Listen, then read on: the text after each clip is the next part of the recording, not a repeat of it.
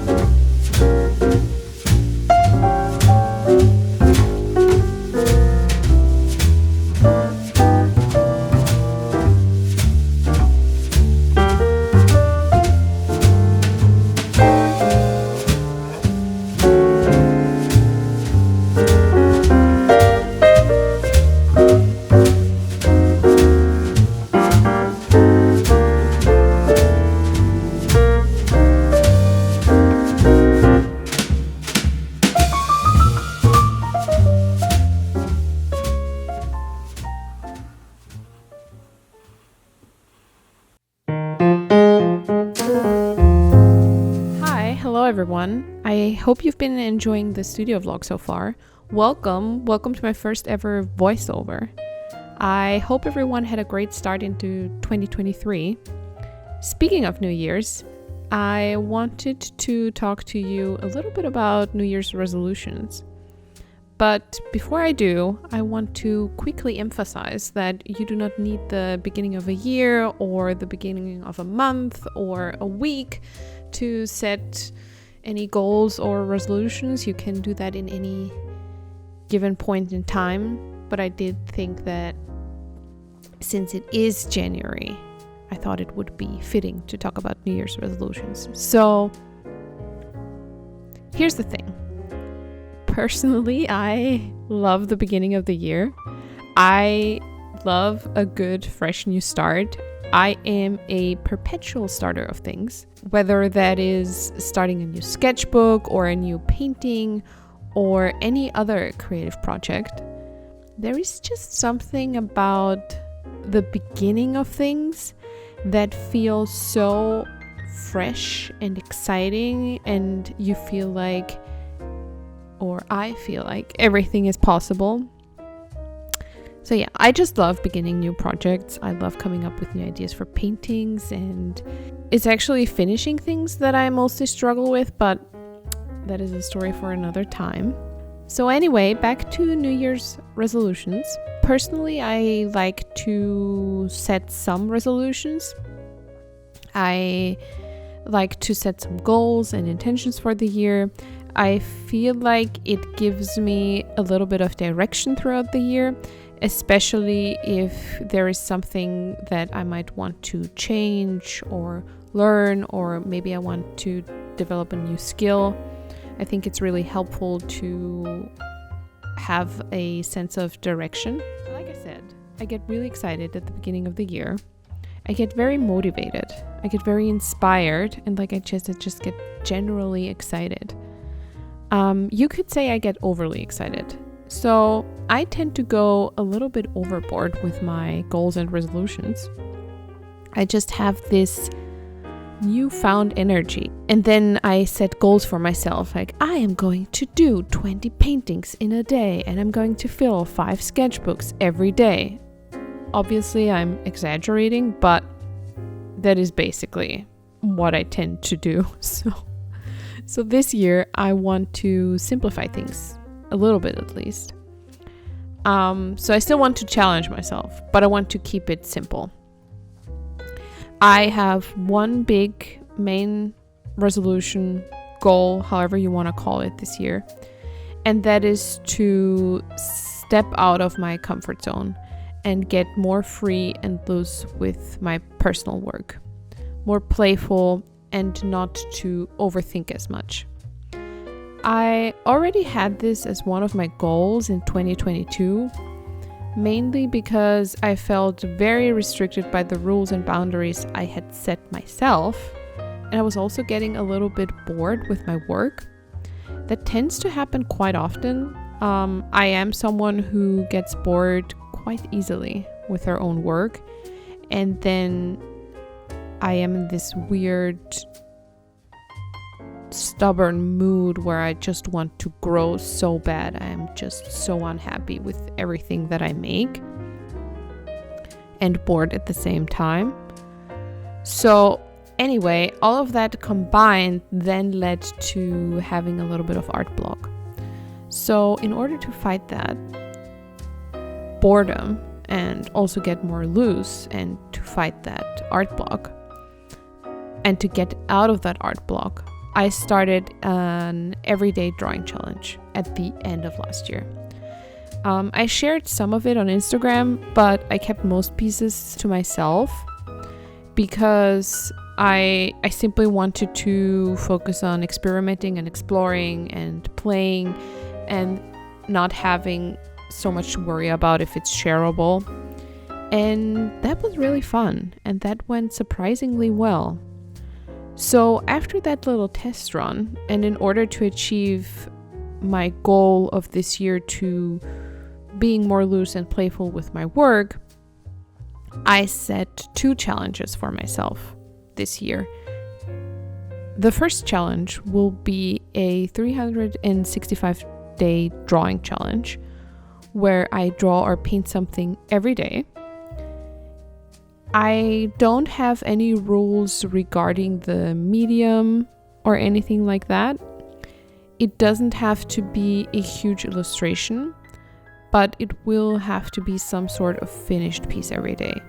So one day it might be a detailed, thought out illustration with a beautiful background, and other days it might just be a drawing of a flower. Not every piece will have to be conceptual and like overly complicated and detailed. I'm not strict about that, but I will have to create a finished piece every day. I think personal work is a wonderful way to experiment and set yourself free from any boundaries you might have. For example, when you're working with clients. So that is the first challenge. The second challenge is to complete one traditional painting every week, because I would also like to get back into traditional media this year. Not that I have been completely away from traditional media, but I have been doing predominantly digital work for the past 2 years or so. For example, the client work that I do is exclusively digital, but also a lot of my personal work has been digital. Don't get me wrong, I love digital. I love the flexibility of digital. I love that I can easily do things like I can change colors very easily. I can fix mistakes very easily. I don't need this there's no preparation. Like I can just sit down and draw or paint. I can basically work wherever I want, but I do miss traditional media. I had this habit of drawing or painting something every day, even if it was like very, very small, or almost every day. And I just miss it, and I would really get back into it this year.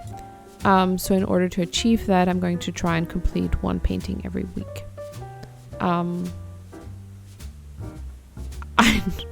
I know that I said before that I tend to go overboard with my goals, and then I said I'm going to do a 365-day drawing challenge where I draw and paint every day and also finish a painting every week. So I want to address that really quickly. What I've learned from setting challenges for myself over the past, I don't even know how many years, is to first of all be specific and clear and concrete on what it is you want to do, and also the purpose of the challenge. So for example, the purpose of the 365-day challenge is to not feel so precious about each illustration or painting or drawing that I do, and to get more free and loose with my work. So it's more of a tool than anything else. And then the second thing is, for me at least, it makes it a lot easier when it is measurable, whether that is completing a painting every day or once a week or a painting a month or whatever it is. I do find it quite helpful to make it measurable. And